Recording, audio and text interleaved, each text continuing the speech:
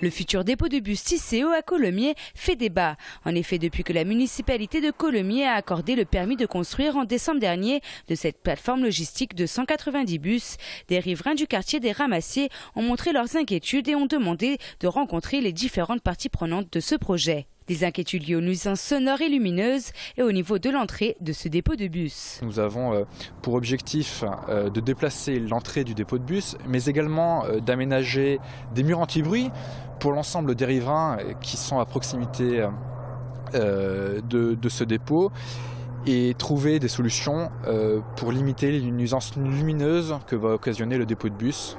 Des études ont donc été faites au niveau sonore et sur les 5 hectares de terrain, 100 mètres de murs anti-bruit de 3 mètres de hauteur seront aménagés pour les maisons les plus proches.